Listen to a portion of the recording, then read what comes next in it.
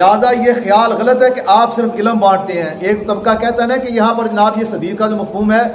پیچھے تو بات آئی ہے نا کہ اللہ جس کے ساتھ بھلائی کا ارادہ کرتا ہے اسے فقیہ بنا دیتا ہے، تو اس لیے اس کا عطا کرنے کا اور بانٹنے کا جو مقصد ہے نا یہاں پر مطلب ہے وہ تو یہ کہ سرکار صرف علم بانٹتے ہیں۔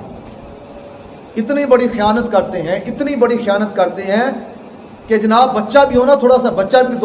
دو چار مہینے سنیوں کے پاس بیٹھا ہو تو الحمدللہ وہ بھی سمجھتا ہے کہ یہ ڈنڈی مارتے ہیں، اور جو ان کے پاس بیٹھتا ہو 50 سال بھی گزر جائے اسے سمجھ نہیں آتی کہ یہ کیا ڈنڈی مار رہے ہیں۔ بھئی جب ایک بچہ سنے گا کہ نبی صلی اللہ علیہ وسلم کے پاس حضرت قتادہ رضی اللہ عنہ آئے، حاضر ہوئے، آنکھ لے کر آئے، آنکھ لے کر ہتھیلی پہ آنکھ رکھ کر آئے ہیں، اور کیا کہتے ہیں یا رسول اللہ میری آنکھ ضائع ہوگی، مجھے آنکھ چاہیے۔ تو اب آنکھ کا تعلق علم سے ہے۔ وہ حدیث پوچھنے آئے، انہوں نے کہا یا رسول اللہ مجھے دم بتائیں، میں دم پڑھ کے لگا لوں، کوئی قرآن کی آیت مجھے سکھائیں، وہ میں پڑھوں، آنکھ میرے اندر چلی جائے، میرے ڈیلا لگ جائے، میرا کہیں پڑھا آپ نے؟ عرض کی یا رسول اللہ یہ آنکھ ہے، نکل گئی ہے، تیر لگا ہے، آپ ڈال دیں، آپ دوبارہ ٹھیک کر دیں۔ اب صحابی کا عقیدہ ہے سرکار صرف علم نہیں بانٹتے بلکہ ہر شے بانٹتے ہیں۔ تو اس لیے حضرت فرماتے ہیں کہ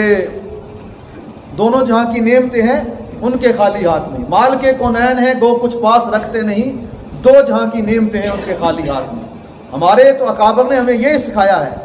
کہ صرف علم نہیں، دنیا کی کوئی ایسی نعمت نہیں جو آپ کے در سے نہ ملتی ہو۔ تو قتادہ کا عقیدہ تھا کہ سرکار دو علیہ وسلم سے علم نہیں ہر شے ملتی ہے۔ آنکھ جو نکل چکی تھی، قانون قدرت ہے جو آنکھ نکل جائے باہر،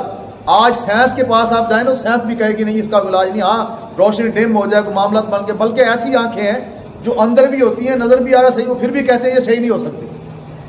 اس کا پیچھے سے کنیکشن کٹ گیا ہے۔ تو یہاں پیچھے سے نہیں کٹا، آگے پیچھے سے کٹ گیا ہے، نکل کے باہر آ گئی ہے۔ وہ لے کے آئے ہیں، انہیں پتا ہے کہ اللہ پاک نے اسے اس ہاتھ کو ید اللہ کہا ہے، وہ جانتے تھے اس ہاتھ کے اندر شفائیں ہی شفائیں ہیں۔ اور اسی طرح ایک جنگ کے اندر ایک صحابی تلوار ٹوٹ گئی ہے، تلوار ٹوٹ گئی تو کیا کہہ رکھا گیا، وہ سرکار کوئی وہاں لوہاروں کی دکان پہ بیٹھے ہیں، آیا یا رسول اللہ میری تلوار ٹوٹ گئی ہے، مجھے تلوار چاہیے۔ پتہ بھی ہے سرکار کے پاس کوئی تلوار نہیں ہے، آپ کھڑے دیکھ رہے ہیں، نظارہ کر رہے ہیں، تلوار تو آپ کے پاس پڑی نہیں ہے، اٹھا کر دے دیں۔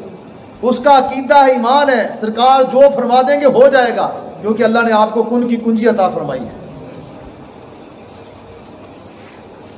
جیسے یاس نے کہا میری تلوار ٹوٹ گئی ہے، مجھے تلوار چاہیے، تو آپ نے ادھر ادھر دیکھا، جب تلوار تو نظر نہ آئی کوئی بھی، تو ایک کھجور کی ٹہنی پڑی ہوئی تھی، تو آپ نے اٹھا کر وہ ٹہنی دے دی۔ اور جو